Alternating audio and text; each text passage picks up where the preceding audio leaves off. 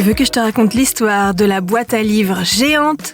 Ok, mais moi, je ne raconte mes histoires qu'aux enfants qui se lavent les dents. Donc attrape ta brosse à dents, ton dentifrice et tu frottes jusqu'à ce que l'histoire soit terminée.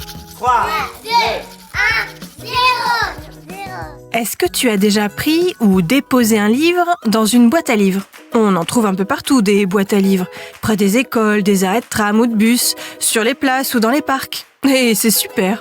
À quoi ça ressemble ? Eh bien, c'est tout simplement une boîte, comme une grosse boîte aux lettres. Ça peut aussi être une ancienne cabine téléphonique dans laquelle n'importe qui peut venir déposer un ou des livres pour les donner. Et n'importe qui peut venir en prendre un ou plusieurs. C'est gratuit, pas besoin de demander l'autorisation ou d'avoir une carte de fidélité. Qu'on habite la ville ou qu'on soit simplement de passage, c'est ouvert à tout le monde.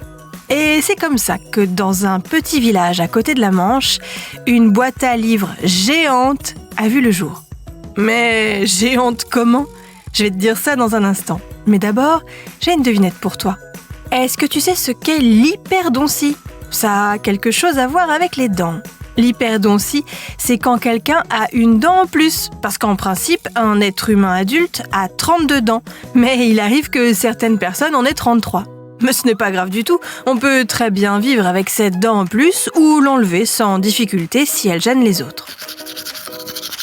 Pour en revenir à notre boîte à livres, quand je te dis qu'elle est géante, elle est vraiment géante. Rien à voir avec un genre de grosse boîte à lettres, c'est carrément l'ancienne mairie du village qui a été transformée en boîte à livres.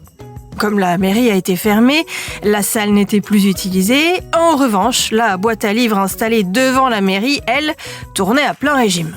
Alors les habitants se sont dit, et si on déplaçait la boîte à livres dans la mairie ? Et c'est comme ça que des centaines de livres sont devenus les nouveaux habitants de l'ancienne mairie, qui, elle, s'est transformée en une sorte de bibliothèque, mais sans vraiment être une bibliothèque. Puisqu'on n'a rien à payer, pas de carte à faire, ni de justificatif à fournir, c'est gratuit. On peut garder les livres chez soi pendant autant de temps qu'on veut, toute la vie même, en donner d'autres en totale liberté. Le stock se renouvelle sans cesse, le paradis des lecteurs et des lectrices. Bon, montre-moi un peu tes dents. Fais A, fais I. C'est pas mal ça, bien blanche comme il faut. Tant pis pour vous les caries. Allez, maintenant, au lit. Je vais pas aller me coucher. Retrouvez les épisodes des Dents et Dodo sur le site et l'application BFM TV et sur toutes les plateformes de streaming. Si cet épisode vous a plu, n'hésitez pas à lui donner une note, à vous abonner à la playlist et surtout à en parler autour de vous. C'est un podcast BFM TV.